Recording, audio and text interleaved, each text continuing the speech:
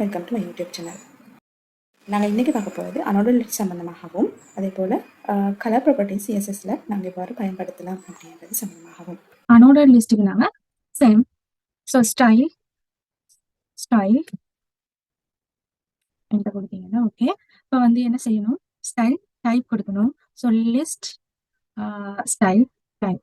So list style டைப்ல வந்து நீங்கள் சர்க்கிள் கொடுத்தீங்கண்டா, ஸோ நான் வந்து இதை சர்க்கிள் ஹெடிங் காப்பி பண்ணி இங்கே அனார்டர்ட் லிஸ்ட் கிட்ட பக்கத்தில் பேஸ்ட் பண்ணிட்டு சேவ் பண்ணிட்டு ரிஃப்ரெஷ் பண்ணுவோம். ஸோ பாருங்க, நம்பர் 1 எடு bolded name list unorderedly circle. So இதுதான் சர்க்கிள்.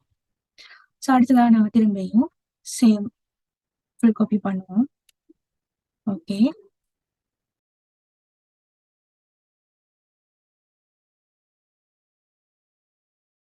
ஸோ சர்க்கிள் அடுத்தது வந்து டிஸ்க்.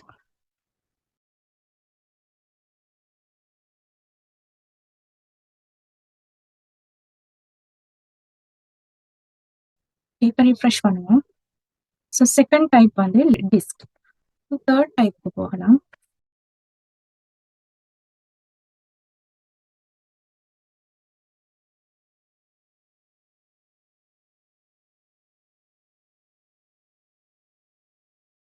ஸ்கொயர் கொடுத்தோம்னா என்ன நடக்கும் பார்ப்போம். ஓகே,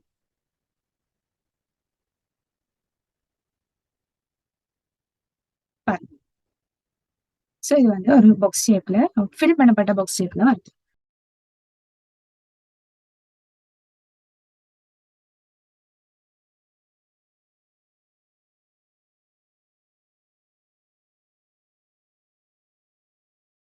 இப்ப நீங்க என்ன பார்க்கணும், நன். அதாவது அன்ஆர்டர்ட் லிஸ்டுக்காக இருக்கட்டும், நான் ஆர்டர்ட் லிஸ்ட்டுக்கும் நான் கொடுத்து காட்டுறேன்.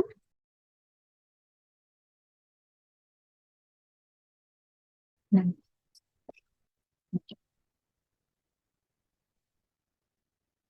பாருங்க, ஒரு அன்ஆர்டர்ட் லிஸ்ட்டை வந்து புல்லட் டைப் நன் கூட கொடுத்து எங்களுக்கு வந்து லிஸ்ட் கிரியேட் பண்ணலாம். ஸோ அதே போல இங்க வந்து ஆர்டர்ட் லிஸ்ட்டுக்கும் நான் இன்னொரு நன் கொடுத்து அதை கிரியேட் பண்ணி காட்டுறேன்.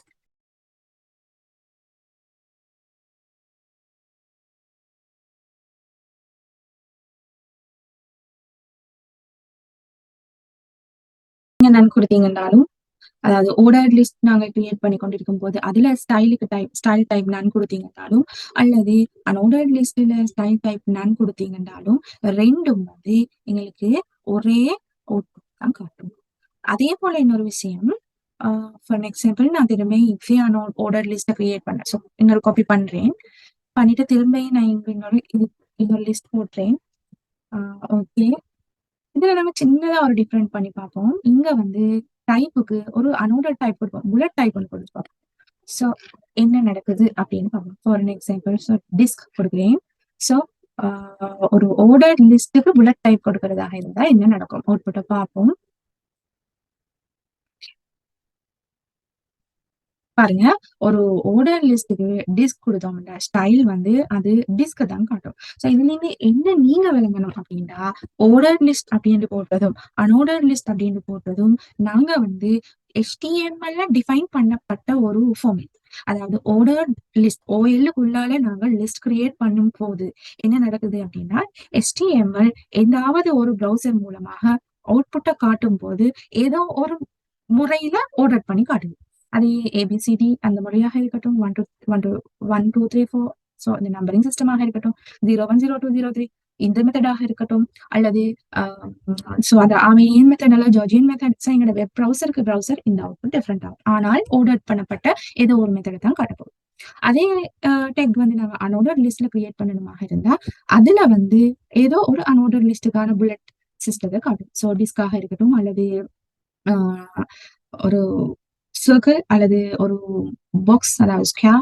ஸோ இந்த மெத்தட்ல காட்டும். ஸோ நாங்க வந்து இந்த ஆர்டர் லிஸ்ட்லயோ அன்ஆர்டர் லிஸ்ட்லயோ நன் அப்படின்றது, ஸோ அன்ஆர்டர் லிஸ்ட் மட்டுமல்ல ஆர்டர் லிஸ்ட்ல கூட நாங்க நன் செலக்ட் பண்ணோம்டா அவுட்புட் பாருங்க, ஆர்டர் லிஸ்ட்ல நன் வந்து ஸோ காட்டுது. ஸோ இதுதான் வந்து ஸ்டைலிங் பவர். ஸோ ஸ்டைலிங் பண்றதால உள்ள பெனிஃபிட் என்னது அப்படின்னு நீங்க கொஞ்சம் விளங்கெடுத்திருப்பீங்க அப்படின்னு நினைக்கிறேன். ஓகே, அதோட நான் இன்னொரு விஷயத்தை இங்க சேர்த்து, ஸோ இன்லைன் தான் நாங்க இங்க பார்த்துட்டு இருக்கோம். ஸோ இன்லைன்ல நாங்க பொடிக்கு ஒரு கலர். ஸோ எங்க மெயினா நாங்க டார்கெட் வந்து கலர்ஃபுல்லா மாத்துறது. ஸோ பொடிக்கு நான் வந்து ஸ்டைல் கொடுக்க போறேன். ஸோ இன்லைன்ல ஸ்டைல் கொடுக்கும்போது ஃபர்ஸ்ட் நாங்க ஸ்டைல் அப்படின்னு தான் ஓபன் பண்ணணும். அதுக்கு பிறகுதான் அதுக்கான ப்ராப்பர்ட்டி என்னது கலர்.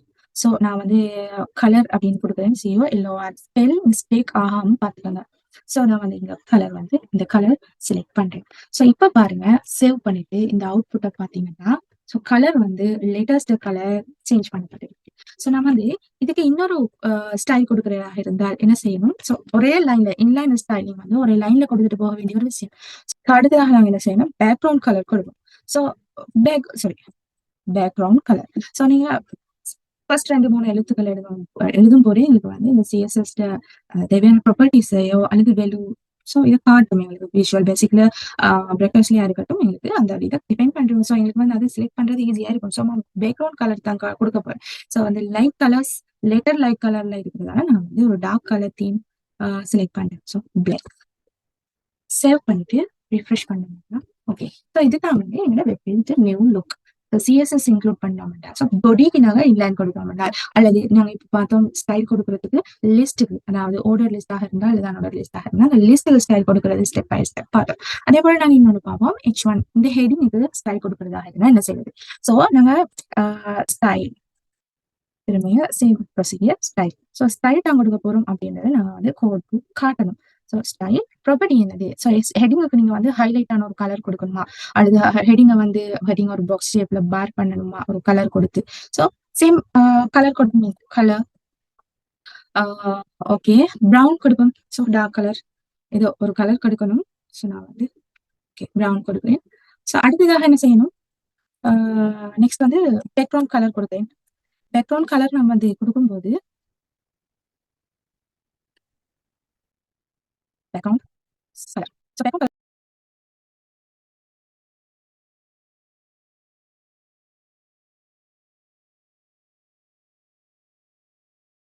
இப்போ நாங்க சேவ் பண்ணிட்டு ரிஃப்ரெஷ் பண்ணோம்னா பாருங்க, at a numbering list, order list, so disk அந்த ஹெடிங் மட்டும் எங்களுக்கு வந்து இந்த ப்ராப்பர்ட்டி, அதாவது நாங்க இப்ப எட் பண்ணின இந்த 2 ப்ராப்பர்ட்டிக்கும் உள்ளடங்கியதா வந்துருக்கு. ஸோ இதுக்காக இப்ப இது நான் வந்து ஒன்மெண்டா ஃபுல்லா இது வேணுமெண்டா ஃபுல்லா காப்பி பண்ணி எல்லா ஹெடிங்கும் 1 by 1 போடலாம். ஸோ அப்படி இல்லாம நாங்க இன்னொரு மெத்தட் யூஸ் பண்றது தான் இந்த எம்பெடட் சிஸ்டம்.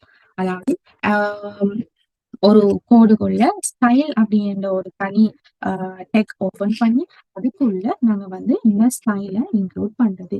ஸோ நான் வந்து அதுக்காக H1 ஸோ டெக் ஒன்றுக்கு நாங்க டிஃபைன் பண்றதா இருந்தா நாங்க வந்து நார்மலா அது பேரை குறிக்கலாம். ஸோ H1க்கு நாங்க கொடுத்த இந்த ப்ராப்பர்ட்டிஸ் தான் இதுல உள்ளடங்கணும் அப்படின்னு நாங்க கொடுத்துருக்கோம்.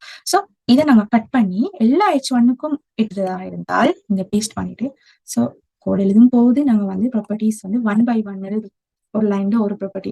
ஸோ அது வந்து எங்களுக்கு கூட பாக்குறதுக்கு ஒரு ஈஸியான ஒரு ஒரு முறையான ஒரு ஒழுங்குல இருக்கு. ஸோ அது எங்களுக்கும் ஈஸியா இருக்கும் கோடை டிபெண்ட் பண்றது. ஸோ நான் இதை சேவ் பண்ணிட்டு பாக்குறேன். ஸோ இங்க பாருங்க ஃபர்ஸ்ட் ஹெடிங்க்கு மட்டும்தான் முதல் எங்களுக்கு வந்து இன்லைன் நாங்க ஒரு இடத்துல இன்லைன் ஸ்டைல் கொடுக்கும்போது அந்த மற்ற எல்லா ஹெடிங்கும் நார்மலா தான் காட்டுது.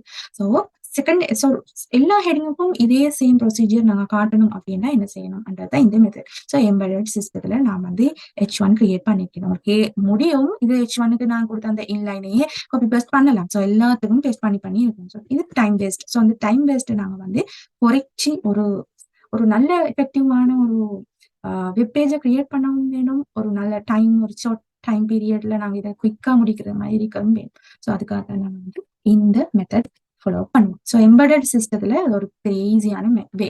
ஸோ நீங்க வந்து இங்க பாத்தீங்கன்னா எல்லா ஹெடிங்குக்கும் அப்ளை பண்ணப்பட்டிருக்குது. ஓகே.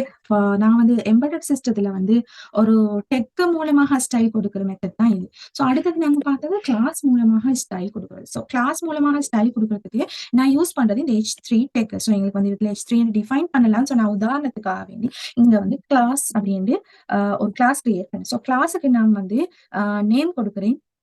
உதாரணமாக லிஸ்ட். ஓகே லிஸ்ட் அப்படின்னு கொடுத்துருக்கேன். ஓகே. ஸோ இங்க வந்து H3 அப்படின்ற கிளாஸ் வந்து லிஸ்ட். ஸோ நான் இங்க H3 என்ற கிளாஸுக்கு வந்து ஒரு ஸ்டைல் கொடுக்கணும். எம்பெடட் சிஸ்டத்துல ஸ்டைல் கொடுக்கணும்னா, அதாவது நாங்க கிளாஸ் ஒன்று கிரியேட் பண்ணியிருக்கோம்னா அதை வந்து எம்பெடட் சிஸ்டத்துல அல்லது எக்ஸ்டர்னல் சிஸ்டத்துல கூட எங்களுக்கு கொடுக்கலாம். ஸோ டாட் இன்னும் கிளாஸ் நேம் நாங்க கொடுத்துருக்கோம். ஸோ கிளாஸ் நேம் லிஸ்ட் அப்படின்னு நான் கொடுப்பேன். ஸோ LIST டோட்டல் லிஸ்ட் அப்படின்னு கொடுத்ததால ஸோ எங்களுக்கு வந்து இப்போ நாங்கள் என்ன செய்ய போகிறோம், இந்த கிளாஸை டிஃபைன் பண்ணணும். ஸோ கிளாஸ் டிஃபைன் பண்ணியாச்சு.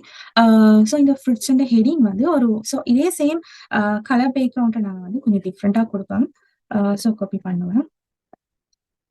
இங்கே வந்து நான் பேஸ்ட் பண்ணுறேன். பண்ணிட்டு இங்கே வந்து நான் இதை கொஞ்சம் டிஃப்ரெண்ட்டாக ஸோ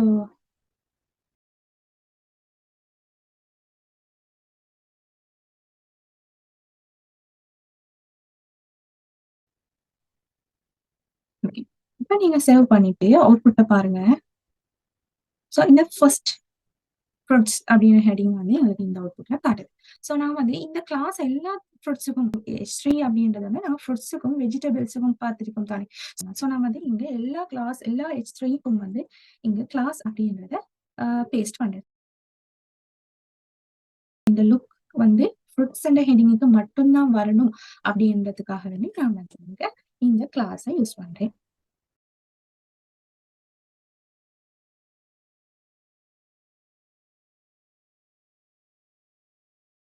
ஸோ ஃப்ரூட்ஸ் அப்படின்னு ஹெடிங் மட்டும் தனித்துவமாக விளங்குறதுக்கு அதுக்கு மட்டும் ஒரு டிஃப்ரெண்டான ஒரு லுக்கை கொடுக்கறதுக்காக தான் நாங்க இப்ப இங்க இந்த கிளாஸ் அப்படின்றத யூஸ் பண்ணி இருக்கோம்.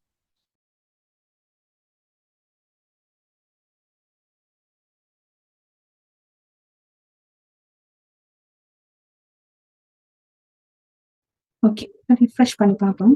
ஸோ இப்போ வந்து பாருங்க, அவுட்புட் வந்து ஃப்ரூட்ஸ் அப்படின்ற ஹெடிங்குக்கு மட்டும் நாங்க கொடுத்துல அந்த ஸ்டைல் வந்திருக்குது. ஸோ அடுத்ததாக நாங்க என்ன பார்த்தது, வெஜிடபிள். இப்போ வந்து நீங்க கிளாஸ் அல்லது ஐடி வந்து கிட்டத்தட்ட ஒரே ஒர்க்குக்காக யூஸ் பண்றது தான். சில இடங்கள்ல ஐடி நாங்க யூஸ் பண்ணுவோம், தனித்துவமான சில இடங்கள் இருக்குது.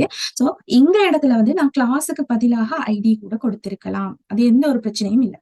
ஸோ ஐடி கொடுக்கும் போது நான் இங்க வெஜிடபிள்ஸ் அப்படின்றதுக்கு ஐடி கொடுக்குறேன். ஸோ ஐடிக்கு நாங்க கொடுக்கும் போது அதுக்கு நான் அதே பேர் கொடுக்குறேன், லிஸ்ட் அப்படின்னு கொடுத்தேன்டா. ஸோ இங்க பாருங்க, நான் வந்து கிளாஸுக்கு ஒரு லிஸ்ட் கொடுத்திருக்கேன், ஐடிக்கு ஒரு லிஸ்ட் கொடுத்திருக்கேன். இப்ப பாருங்க, இப்ப இந்த லிஸ்ட் சேவ் பண்ணோம்னா இங்க பாருங்க, நான் வந்து ஐடிக்கு கொடுத்திருக்கிற லிஸ்ட்டுக்கு இந்த கிளாஸோட ஸ்டைல் வந்து இஃபெக்ட் ஆகுதா அப்படின்னு பார்ப்போம். அதாவது முதலாவது வெஜிடபிள் ஹெடிங். ஓகே, நான் இங்க வந்து அந்த ஹெடிங் எடுத்துட்டு இருக்கேன். ஸோ இந்த ஹெடிங்ல இங்க ஓகே, இந்த இதுல இதுக்கு வந்து அந்த ஸ்டைல் படுதா, இந்த ஸ்டைல் எட் பண்ணப்படுதா அப்படின்றது பாருங்க. ஸோ இல்ல, ஐடி அப்படின்றது அது ஒரு டிஃப்ரெண்டான ஒரு விஷயம்.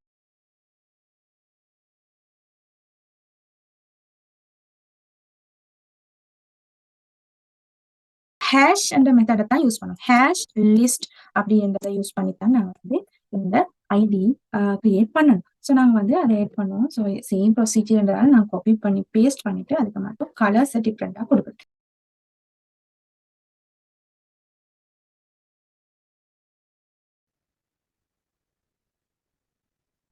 ஓகே, இப்ப பாருங்க, சேவ் பண்ணிட்டு இப்ப அவுட்புட்டை பாருங்க. உங்களுக்கு நீங்க இப்ப கொடுக்குற அந்த ஐடி லிஸ்ட் அப்படின்ற ஐடிக்கான அவுட்புட் தான் இது. சோ நீங்க வந்து வெஜிடபிள்ஸ் அப்படின்றதுக்கு லிஸ்ட் தான் கொடுத்தீங்க. 2 நேமும் உண்டு. கிளாஸும் லிஸ்ட் கொடுத்துருக்கீங்க ஒரு இடத்துல, அதே போல லிஸ்ட் இன்னொரு இடத்துல ஐடியாகவும் கொடுத்துருக்கீங்க. சோ கிளாஸாக கொடுத்தீங்கன்னா இப்படி டாட் லிஸ்ட் அப்படின்னு வரும், ஐடியாக கொடுத்தீங்கன்னா ஹேஷ் லிஸ்ட் அப்படின்னு வரும். சோ இவ்வளவுதான் டிஃபரெண்ட். ஸோ நான் வந்து சேம் ப்ரொசீஜர் கிளாஸ் வந்து எல்லா H3 ஃப்ரூட்ஸுக்கு தேவையான H3 எல்லாத்துக்கும் கிளாஸ் கொடுத்த மாதிரியே நாம இங்க வெஜிடபிள்ஸுக்கு தேவையான வெஜிடபிள்ஸ் வர வேண்டிய எல்லா இடங்களுக்கும் H3க்குள்ள ஐடி வந்து இந்த லிஸ்ட்டை கொடுக்கணும்.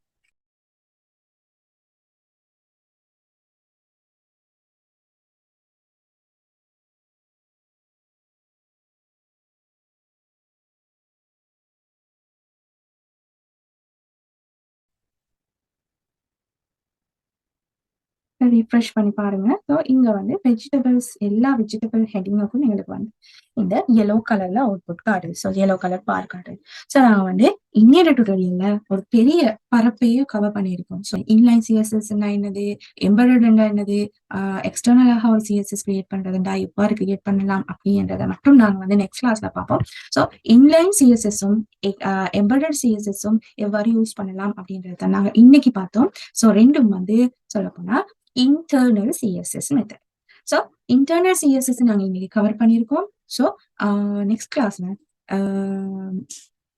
எக்ஸ்டர்னல் CSS எவ்வாறு கிரியேட் பண்ணலாம் அப்படின்றத பார்ப்போம்.